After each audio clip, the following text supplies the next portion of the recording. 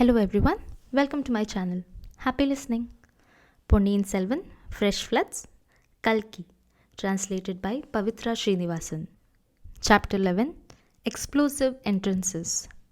So famous these days that it had earned a place even in English dictionaries, the Kumbakonam of today went by the name of Kudandai or Kudamukku at the time of our story and was much renowned for its temples and religious connections.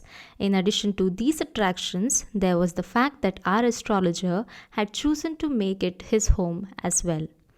A little to the southwest lay Parayarai, provisional capital of the Chola Empire, a magnificent site with towers, mardams, and temple gopurams piercing the sky.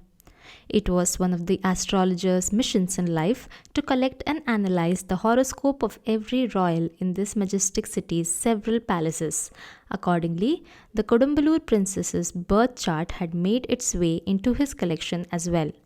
He gazed down at this important document for a while. He looked keenly into Vanati's face.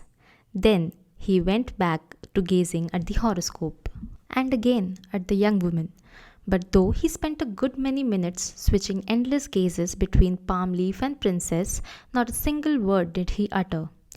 "Well, Jyotidhar," asked Kundavai, finally, "are you ever going to grace us with your predictions?" "What do I say, my lady?"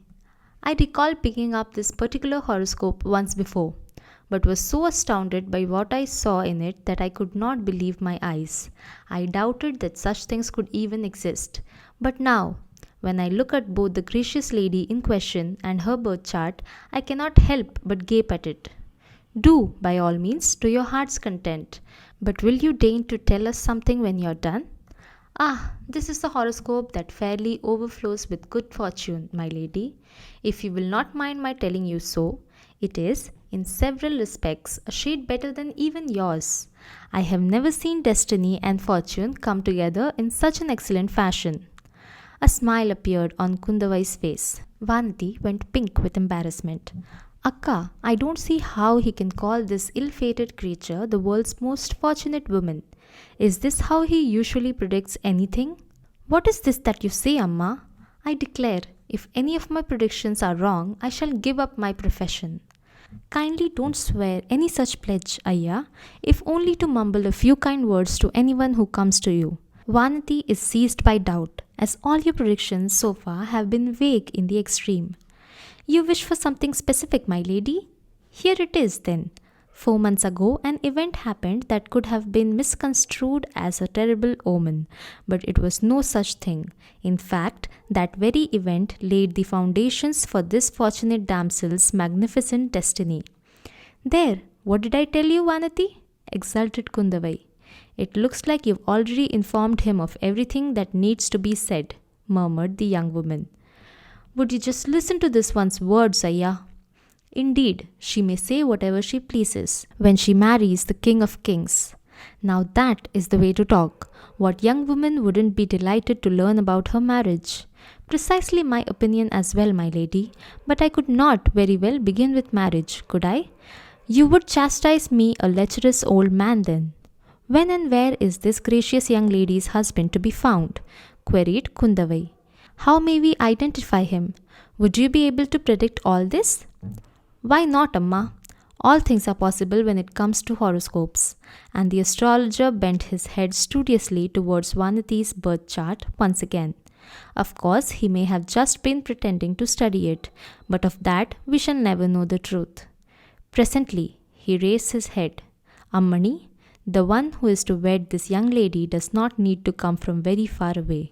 He lives very near her, to tell the truth. But this warrior of warriors is not in this country at the moment. He has journeyed to a land beyond the seas." Kundavai glanced at Vanati, who lowered her head in a bit to contain the thrill of delight that coursed through her. She was not very successful. Her face gave away her ecstasy. "And who is he? What is his clan? Is there any way to know from her horoscope?" "Indeed there is. The man fortunate enough to wed this young lady would be blessed with the lines of a conch and discuss in his palms, Amma." Kundavai glanced at Vanati again. The young woman stared studiously at the ground. In that case, wouldn't her hands have some sort of sign too? Lines that corresponds to this?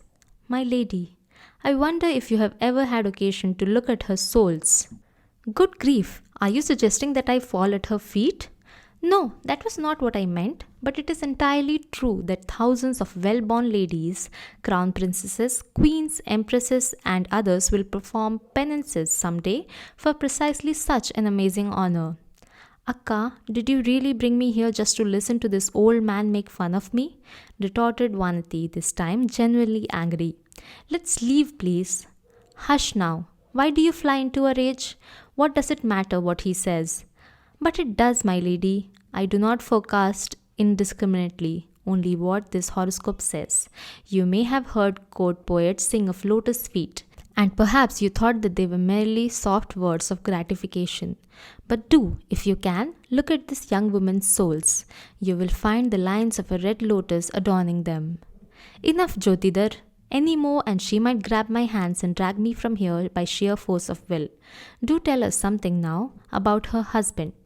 Ah, certainly.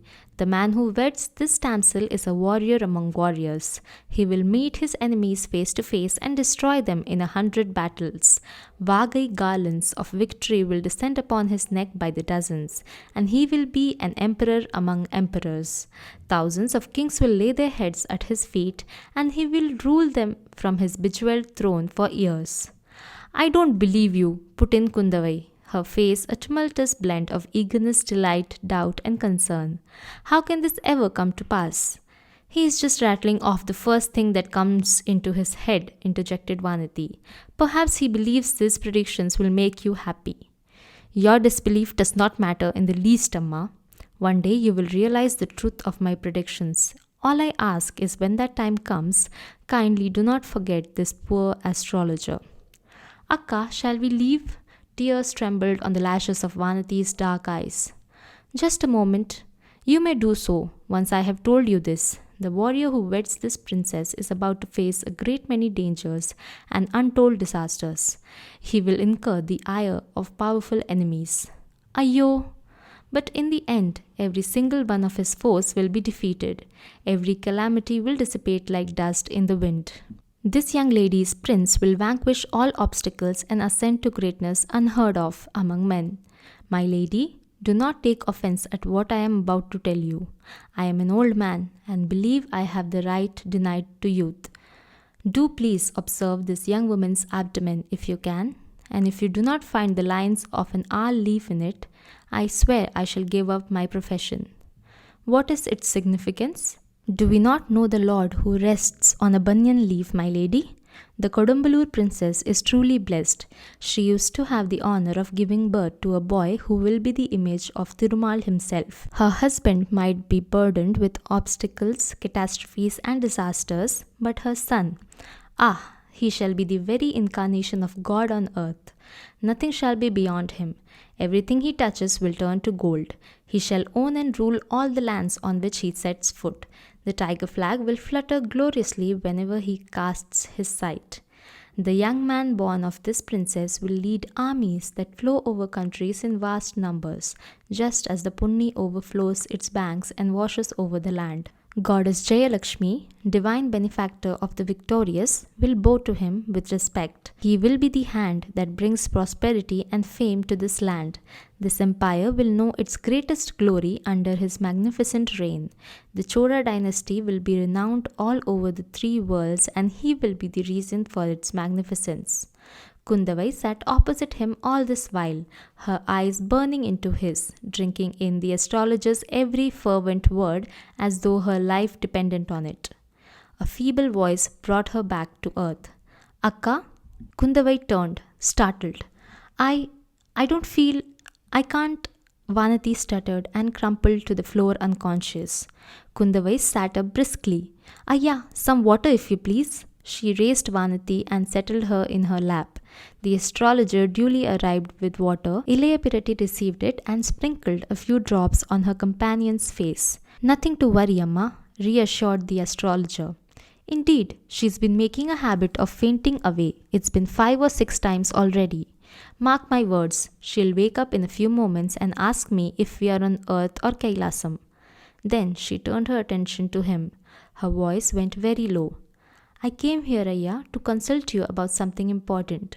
I've been hearing disturbing talk among people lately.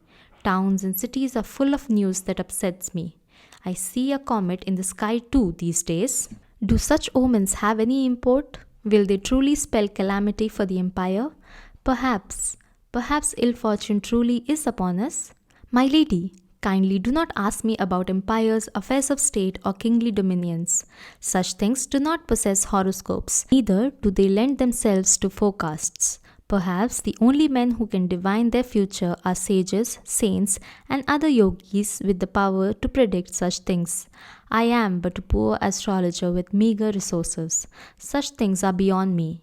Stars, charts, planets, and moon become powerless before the might of an empire and its machinations. How very diplomatic, Ayya. Cleverly phrased too. Predicting an empire's future might be beyond your meager means, but surely not those of my father and brothers. Divining their futures would be the same as divining the empire's, wouldn't it? Certainly, Amma, but that is a task for another day. In general, these are hazardous times for all, filled with confusion and danger. It would serve us well to exercise great caution. My father's move from Parayare to Tanjavur worries me greatly. I said this before, Amma. A great adversity is about to befall the Maharaja. Indeed, these are trying times for everyone in your family. They will face the gravest dangers. By Goddess Durga's grace, though, every single stroke of ill fortune shall dissipate, and the fates will smile again. A frail voice reached them at that moment. Akka, where are we? Vanati gazed up from where she lay in Kundavai's lap, eyes wide like a flower unfurling its delicate petals, lips fluttering like a bird's. My heart's dearest, the celestial Pushpaka Vimanam hasn't arrived to whisk us to heaven, unfortunately. We are doomed to be on earth for a while. More's the pity. Do get up now. We'll have to do with our own paltry chariot and horses to return to the palace. Vanati sat up slowly. Did I faint? Certainly not, my love. You simply decided to take a nap in my lap for a while. I even sang a lullaby.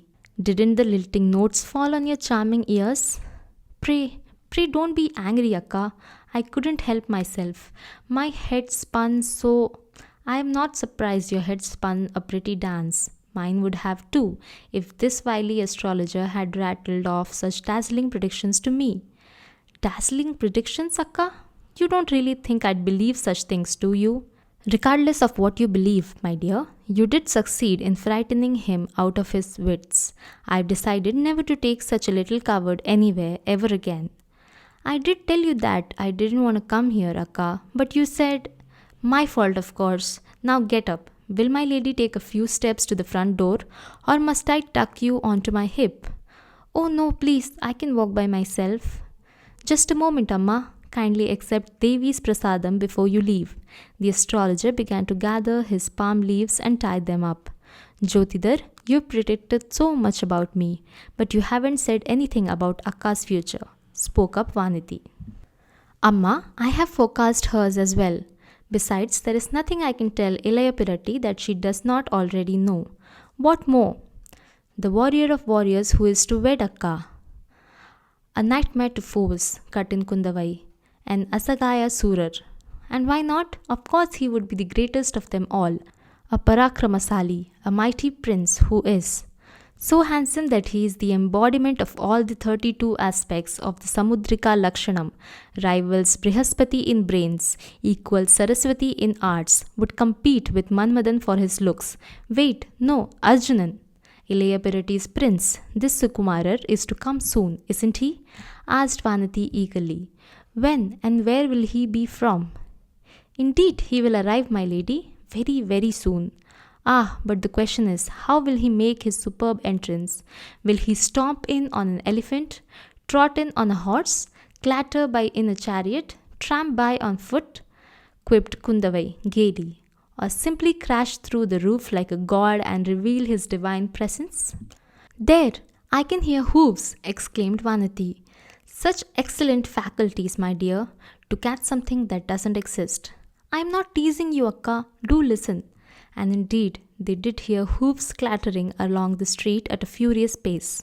What of it? This is Kudandai city after all. Horses must be commonplace on the streets, explained Kundavai. No, Akka, I believe this one's coming here. You and your silly fantasies. Get up now, time to leave. Precisely at this moment, a clamour of voices reached them from the entrance. A fierce altercation seemed to be in progress, interspersed with shouts and a cacophony of sounds. This is the astrologer's home, isn't it? Yes, and you are? Is he in? You can't enter right now. I will. I won't let you. I must see the astrologer. Later. I have no time for later. I will see him now. Day, stop. Stop at once. Shoo, get away or I'll mow you down. Ayya, please don't enter the house. Please do not. Didar. The door was flung open with a crash. A young man made an explosive entrance into the room. Another was almost at heels, catching him by his shoulders in a vain bid to pull him away. The young man wrenched himself from the latter and took a forceful step across the threshold and into the room.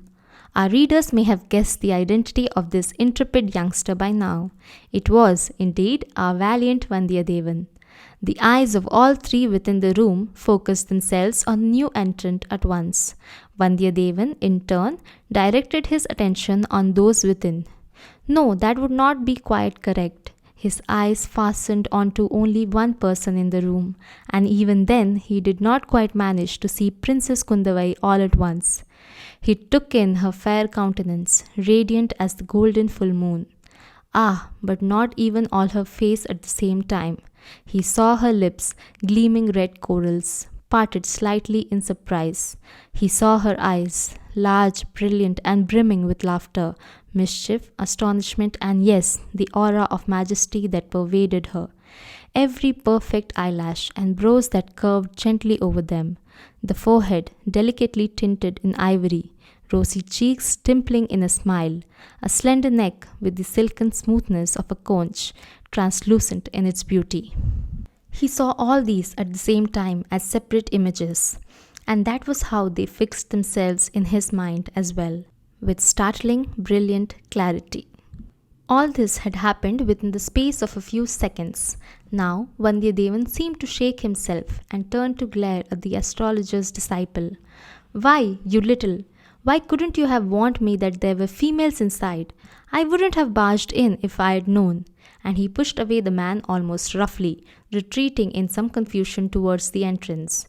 He did, however, seize the opportunity of darting one last glance at Kundavai before he left. Good grief! It sounds as though a tempest had just wreaked its havoc and blown itself out, sighed the princess. Not yet. Do listen, pointed out Vanati. Vandiyadevan, it seemed, was still locked in a fierce verbal duel with the disciple. Ayya, who might this be? Asked Kundavai. I do not know, my lady. He does not seem to be from these parts. Looks like quite a ruffian too. Abruptly, Kundavai seemed to recall something and went into merry pearls of laughter. Why do you laugh, Akka?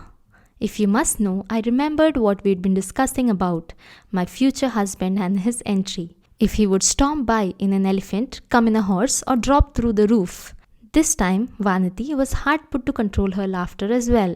Their collective mirth rang through the hall, flowing in merry waves through the doorway and drowned the argument outside. The astrologer seemed lost in thought as he provided the princesses with kungumam.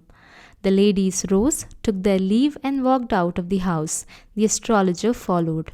Vandiyadevan, who moved aside the moment they appeared upon the entrance, snatched the chance to explain his behavior. My apologies, he announced in a loud voice. I did not realize that there were ladies within. This idiot never thought to mention it. Had I known, I would have never made such a hasty entrance. I apologize once again. Kundavai glanced up at him, face alight with good humor. Mischief and laughter mingled with a certain undeniable dignity in her expressive eyes. She spoke not a word, but took one of Vanati's hands instead and walked towards the chariot under the banyan tree. Kudandai's womenfolk don't seem to have a smidgen of manners. Vandiyadevan's loud complaint floated towards them from a distance. Not even a pleasant word to a man who takes the effort to speak to them? Terrible. The charioteer stood in readiness, having harnessed his horses. The princesses climbed into the ratham. He took his place at the front. The equipage sped away towards the bank of Arasilar. Vandiyadevan stood watching the chariot until it vanished into the distance. End of chapter. Hidden meanings and explanations.